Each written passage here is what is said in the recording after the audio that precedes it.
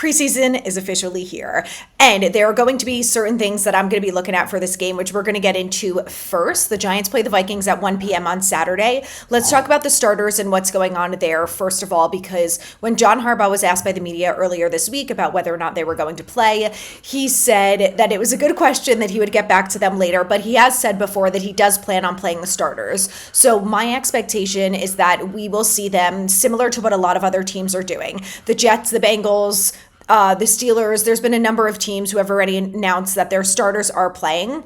And to what degree, I actually think that the coaching staff probably doesn't even know yet. They'll see how the game goes and go from there. My expectation is that we will see all of the healthy starters, which we're going to get into, on Saturday, at least for a quarter.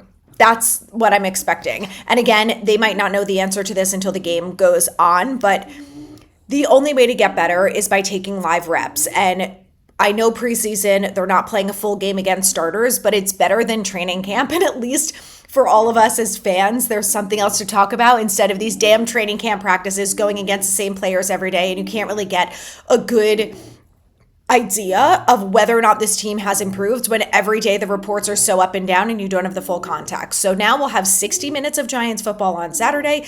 We'll be able to see how much time the starters play, what they look like, etc.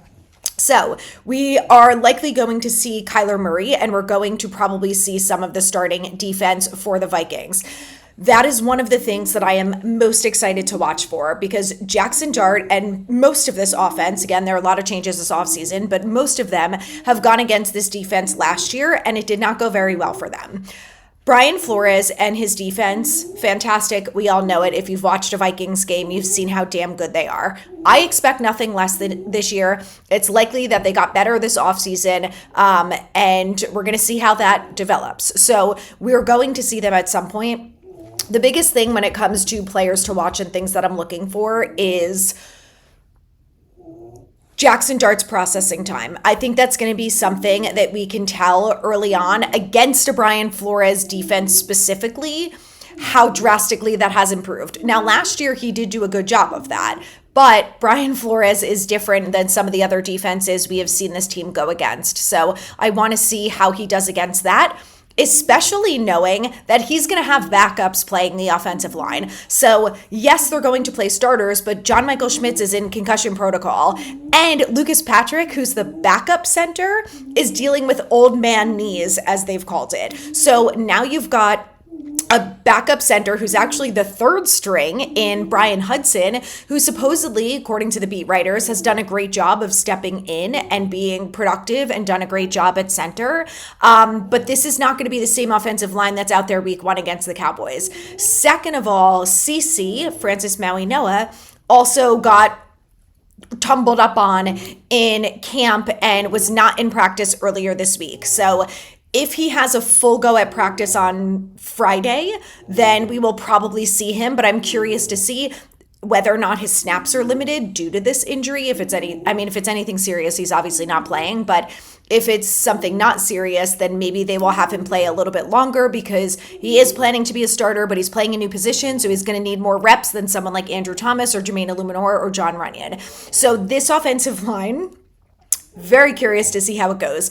And if it looks like garbage, remind yourself that it is a different offensive line than we are going to see week one. And I don't think that anyone should panic immediately.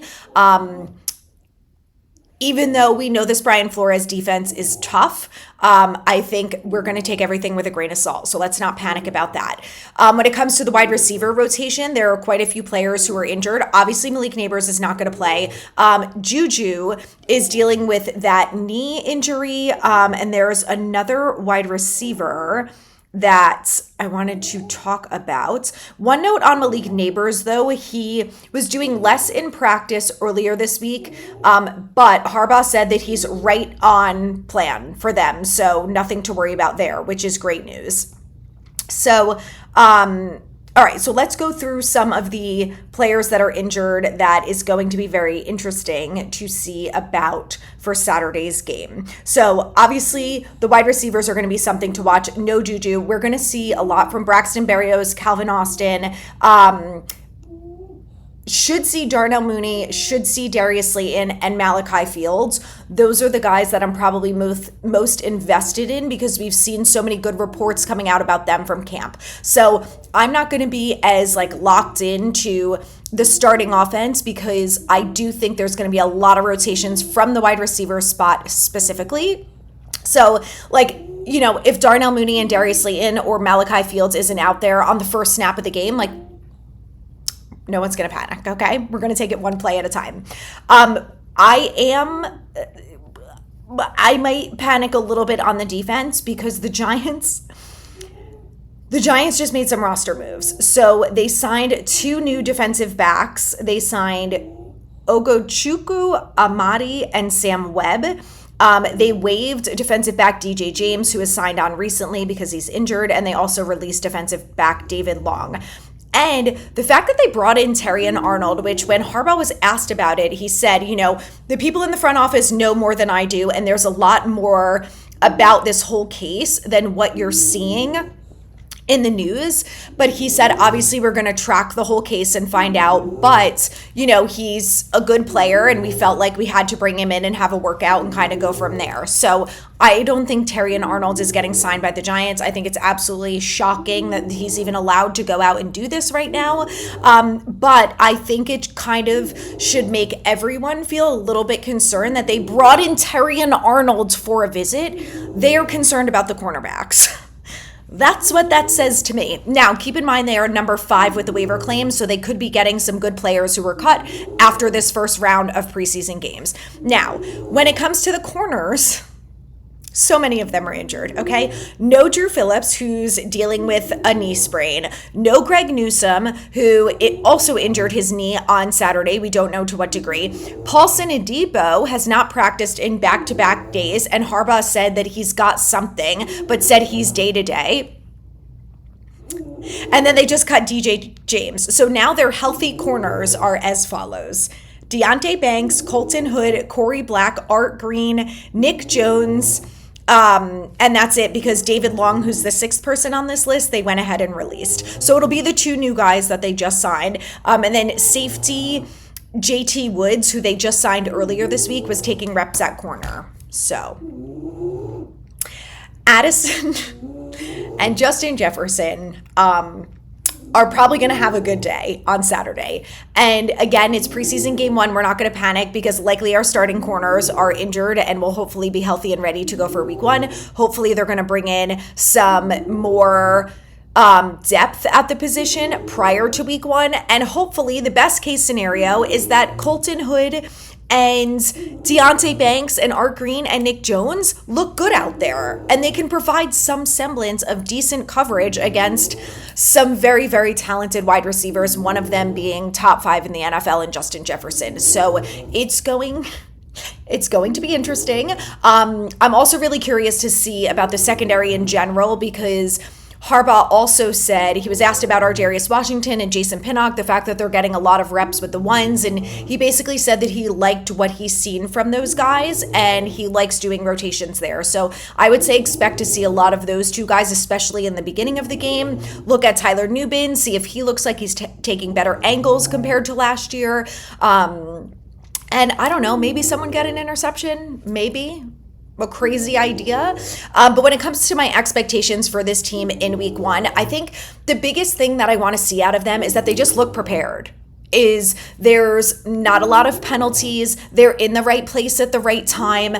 There doesn't look to be some semblance of confusion around. There was a report earlier this week. Darnell Mooney spoke to the media and said that, you know, the biggest change in Jackson Dart, which he was specifically asked about, was he is less pissed off than he was earlier in camp because wide receivers are in their right positions now and they know the playbook better. So that is something that we need to see on Saturday, right? So we know that they've gotten better throughout camp. Everyone knows where they need to be. Okay, do it in a game scenario and don't get penalties, don't get false starts. You know, none of this illegal shift nonsense that we saw multiple times last year.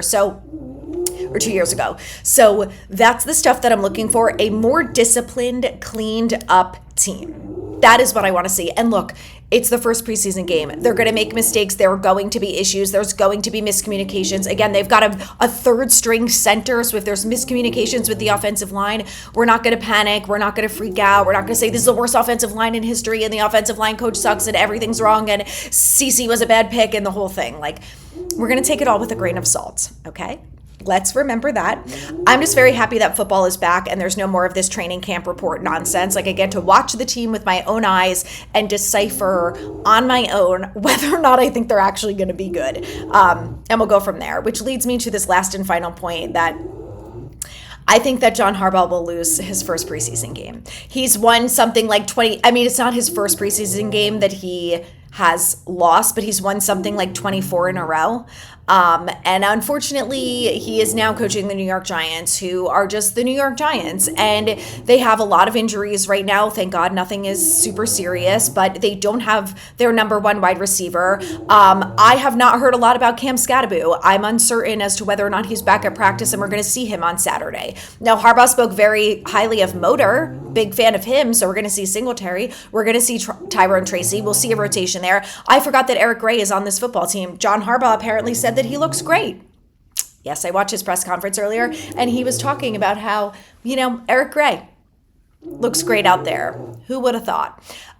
So those are the kind of things that I'm going to be tuned into on Saturday. Ultimately, if they lose, I don't think look, obviously they're breaking his streak, which is kind of a bummer, but it's preseason. It doesn't matter in the grand scheme of things. They could go 0-3 in preseason and then 17-0 in the regular season. Highly unlikely, but also could be the case. They went 3-0 in preseason last year and then won 4 games in the regular season, which quite honestly, they probably should have only won 2 out of those. The other 2, we know what the other teams did. So just because they win in preseason doesn't make them a good football team in regular season. So I do think, though, we are going to see a more competitive team that knows what they're doing a little bit better, and they're a little bit more prepared than what we've seen in the past. So I think it'll be close. I think it'll be competitive. I just think that ultimately when it comes down to it, the Giants are the Giants, and they're just not there yet. I think they will be at some point, but I think it's still very early on in the season, and there are a lot of kinks and things that need to be worked out, and we're just not going to see it in week 1 of preseason. So let me know what you guys think in the comments, and on Monday, we'll be recapping the game, so stay tuned.